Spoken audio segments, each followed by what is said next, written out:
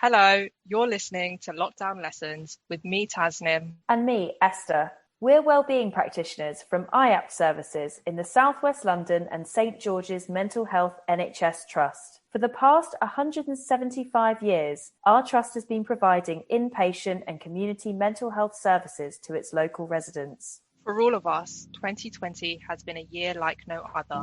Life has been full of uncertainty, and it's not always been easy to cope. In this podcast series, we'll be talking all about how to take care of our well-being during the current pandemic and beyond. Welcome to Lockdown Lessons.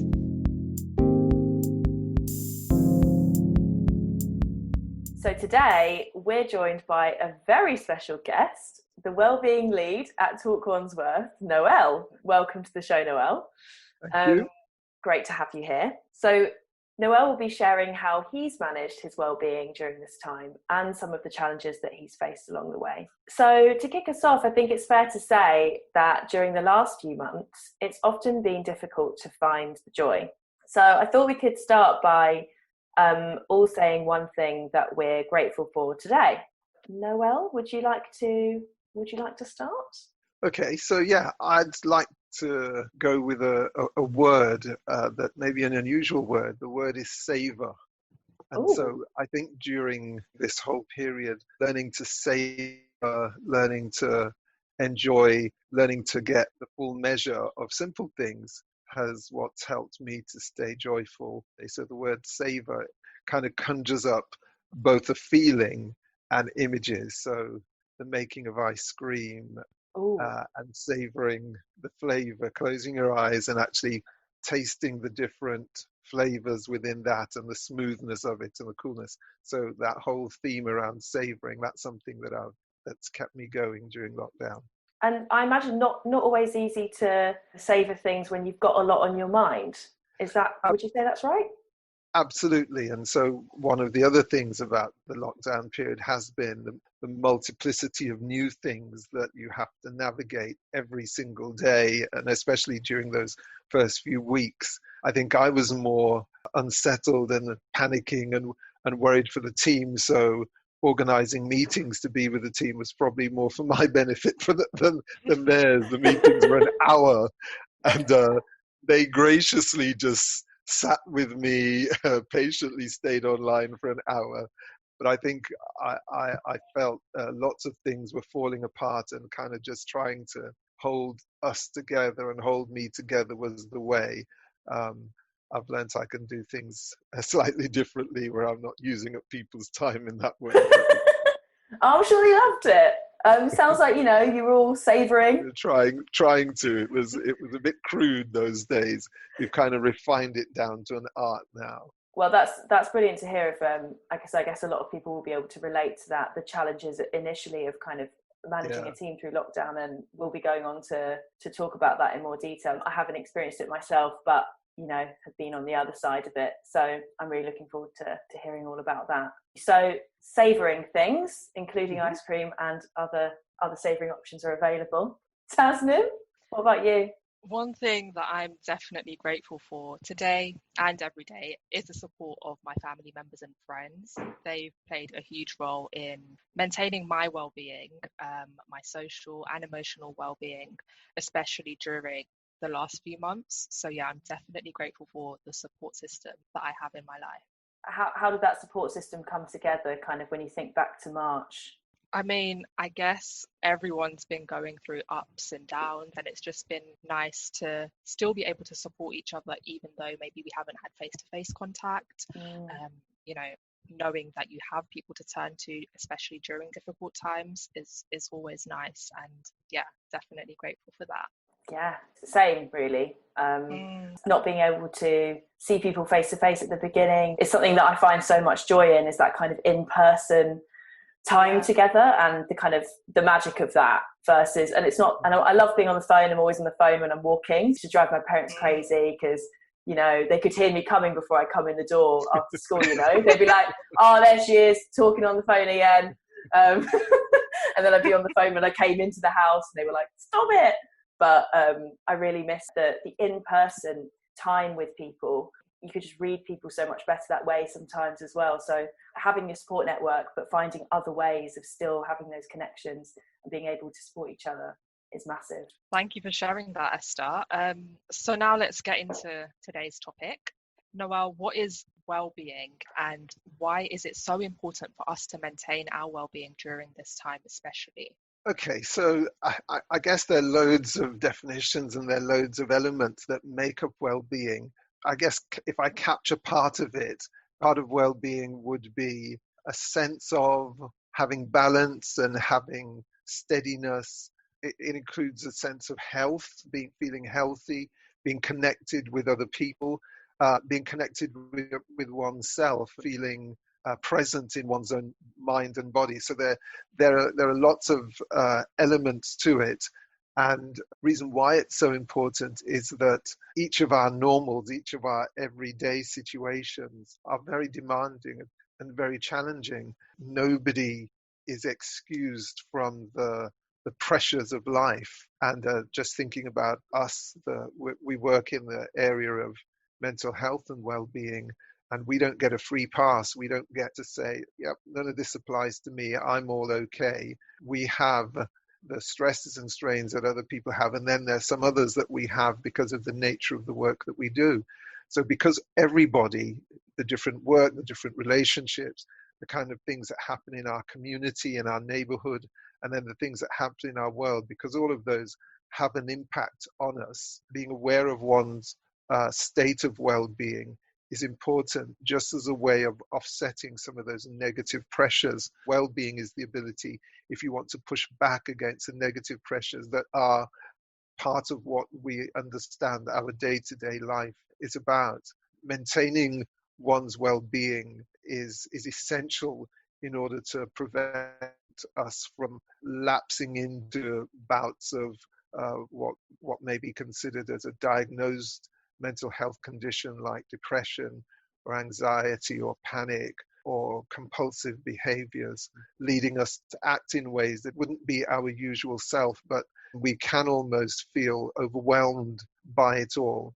Being able to develop practices that strengthen our well-being gives us the opportunity to fight back and to resist and to create more of an equilibrium, a sense of balance and a sense of feeling well within ourselves. When you said about learning to resist and learning to kind of manage that, it made me think of that when you swim in the sea, there's that resistance when you're kind of like bobbing against the waves coming in, and then a massive wave can kind of completely, you can keel over before you learn to stand in the shallower bits of the sea with your legs braced so you're kind of ready. I'm not a great or confident swimmer at all, but staying with that, if you stand in the ocean and a wave is coming towards you and you just stand rigid in front of it, it will flatten you. Yeah. And I've done that. Right? Same. But as you mentioned, there's something about having about standing in a certain position and bending your legs, and so you can almost like move with the water, so it doesn't flatten you. And I think well-being, that's a great image around well-being, that it's kind of adapting to and moving with and having certain amount of flexibility as we're facing some of life's big waves, and just thinking about what we've been through over the last 6 months. For many of us, it's taken us close to the edge. It's taken us close to that place where we thought we would never be. I'm this age, or I've got this, and I'm able to manage this and this, but somehow the multiple issues around the pandemic have caused our feet to shift, and we've had to learn how to almost like reset ourselves and get ourselves ready, because the waves are still coming. The waves haven't stopped in that sense, but it's being able to reposition ourselves in such a way that we can almost like ride with the waves as opposed to the waves knocking us over. Definitely. And I think when you spoke about the ability to adapt and be flexible are very crucial skills that we definitely need for these times, because it's a lot of uncertainty, and we couldn't have predicted this 6 months ago. Not at all. So Not at all. always being able to respond to these new changes. How do you kind of what you mentioned, kind of that definition of well-being, how do you interpret that definition personally, and how have you been considering it, especially given the pandemic, the lockdown, all of that? I mean, early days there was uncertainty. Things that I had trusted in and felt were fairly solid and are fairly present and consistent, they were all uncertain now and had lots of question marks. And it wasn't a great feeling not to be able to trust in and be confident in anything at all. You may remember those early days. Food and loo rolls with a huge thing. All of a sudden, life is just reduced to getting some food and making sure you've got a stack of loo rolls. And that was scary. How did my life just shrink down to this? And I think part of what for me was helpful was to not get involved in a lot of hype, a lot of anxious, nervous conversations. And I guess to some extent being a lot more reflective and asking myself, okay, so what is actually happening? How am I going to respond to this? Because what is it that I can do? Because there's some things that I couldn't do, but there are some things that I could do.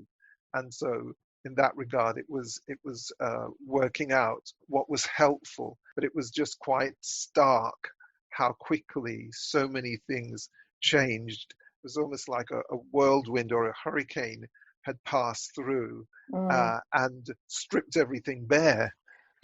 And by the time you looked around, it had come and gone, and there was nothing but devastation around you. You kind of think, how did that happen in such a short period of time? Years ago, there was this famous hurricane that the weathermen had ignored, and the trees in Sevenoaks, apparently 6 of them were uprooted. So Sevenoaks, the town, became known as One Oak as a result of that. And that was effectively around, trees have certain types of roots, they're not flexible enough to move. And so when the winds came, it toppled them over. There were other trees that can bend, their stems, the trunks are more flexible.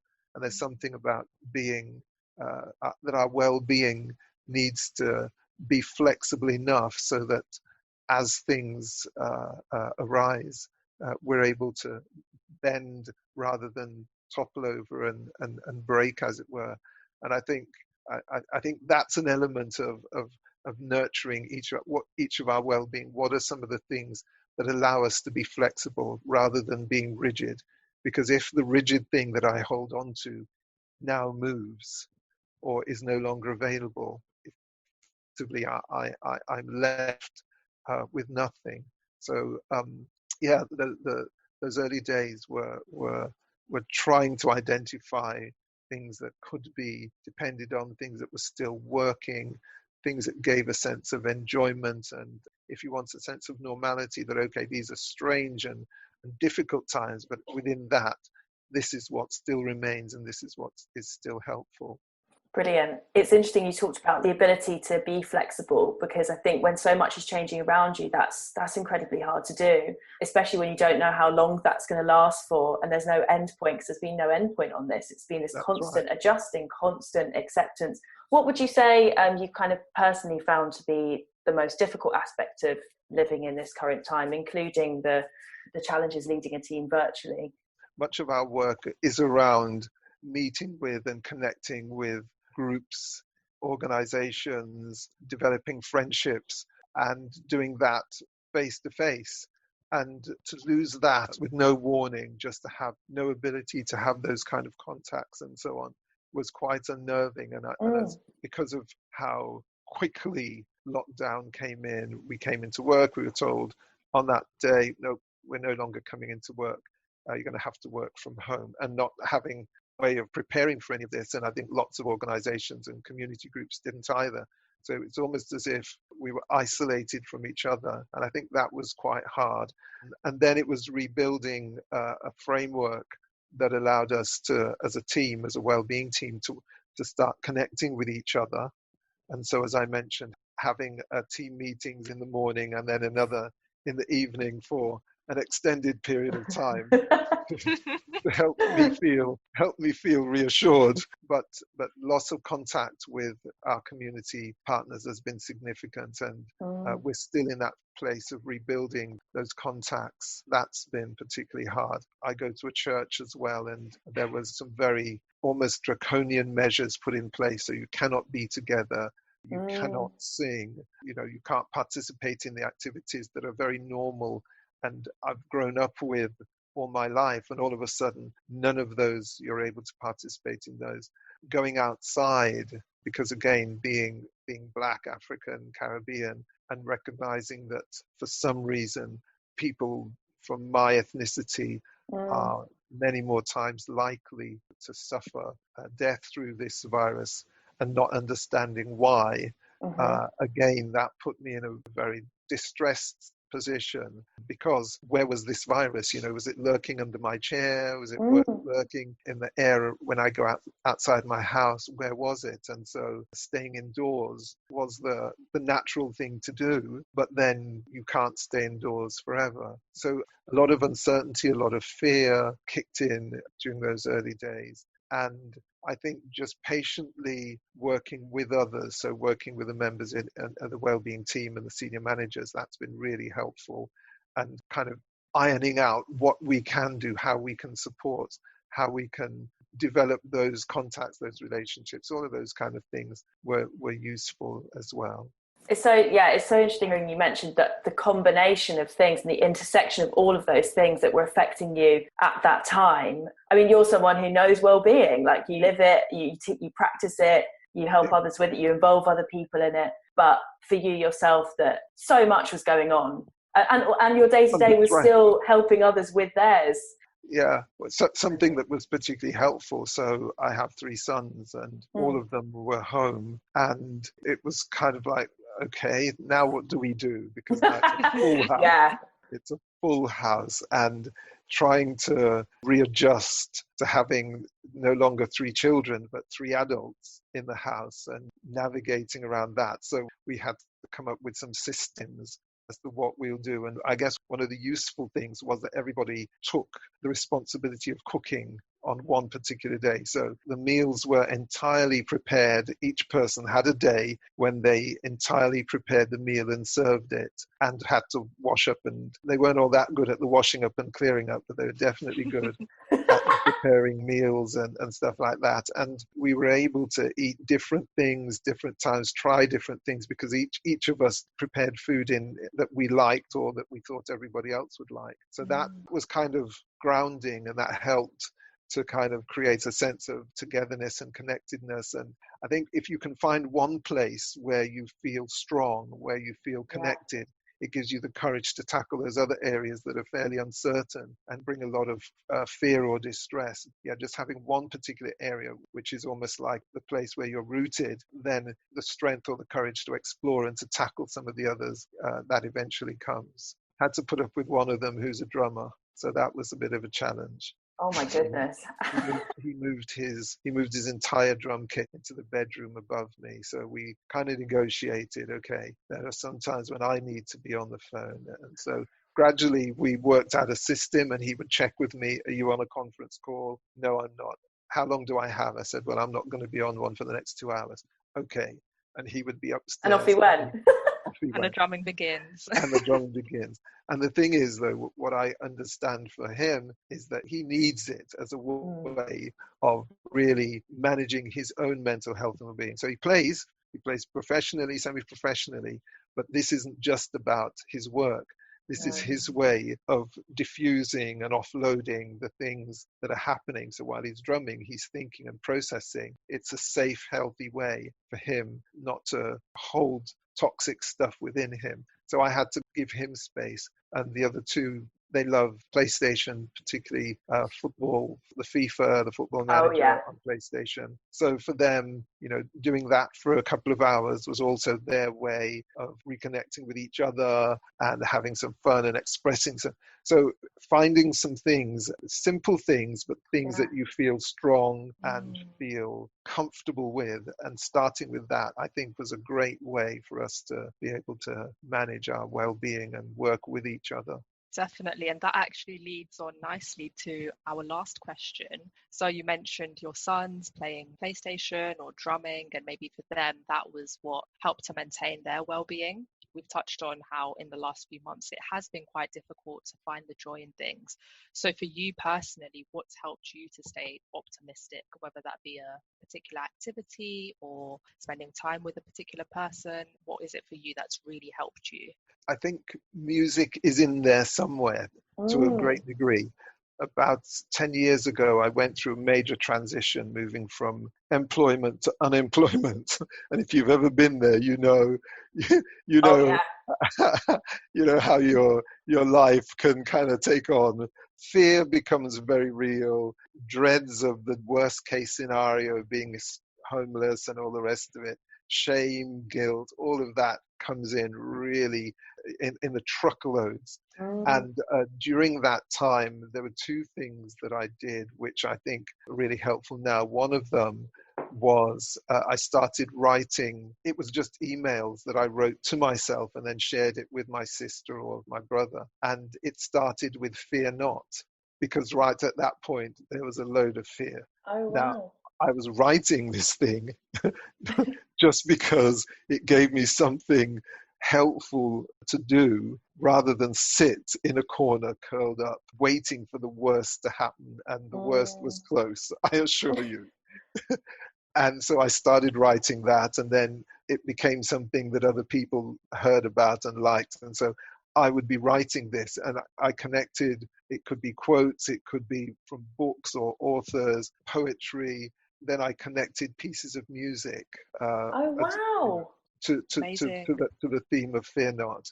And then from that, a conversation with my older brother, who's a musician, about music, and if you were going to put together a CD, what tracks would have to be on there. We were talking this back and forth. And one of the tracks that I included was Tears in Heaven.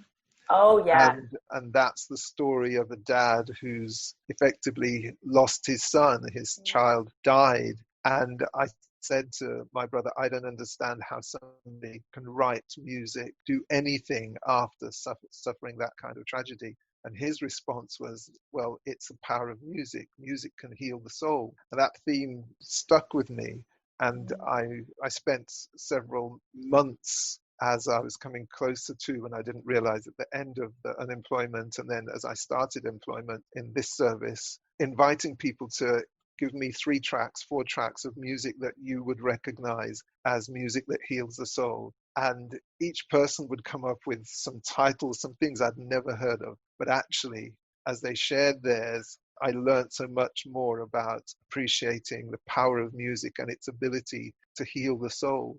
And I think during this time, having music and having access to music, sharing music, has been such a powerful way of experiencing a physical and an emotional and also a spiritual rebalancing, and helps to kind of push back the fear and the worry that it's all over and it doesn't really matter, and actually increase the hope. So music, different forms. I've been learning about instruments and musical styles that are very different to what I've grown up with, but learn to appreciate them and value them as well. So listening to and particularly sharing music has been quite significant. Wonderful. Perhaps that's something that anyone listening could try as well. Thinking of a few tracks that connect to the theme of fear not, and see what that looks like for them. Yeah. Because I was thinking as you were speaking of a few, and I was like, oh, would they be on my desert island discs? I've got a playlist of those, you know, like what would I take to the desert island? You know, how many of those are kind of connected to that theme? You're kind of cast away, which a lot of us did sort of maybe have that feeling of isolation. Yeah, share with me a couple of the themes that you come up with, either with the fear not or the music for you that heals your soul. So when I use the term soul, this is the part I'm thinking more of, the part of you that only comes out when you are absolutely safe, when you're in that place where you feel really safe and at peace. That's when this part of you emerges. And maybe some people see that and know that part of you. Maybe nobody sees it, only you, because that's for you. Really, really interesting to hear that. And yeah, I guess we all have different ways of creating that safe space for us. Yep. So definitely something to reflect on. And yeah, that brings us to the very end of our first ever episode. Thank you so much for joining us, Noel, and sharing some amazing things about your experience in lockdown and beyond, and how you've managed and navigated through all of that. And thank you all for joining us today. We hope you enjoyed it. Yes, thank you so much. Due to the current climate, we are holding one-to-one telephone workshops and online group sessions. We offer a wide range of wellbeing workshops to residents aged 18 or over who live in or have a registered GP in the boroughs of Wandsworth, Merton and Sutton. If you're interested to find out more about the services that we provide local to you, please find the relevant information in the episode description. We'll be back soon with a new episode. Until next time, take care and goodbye.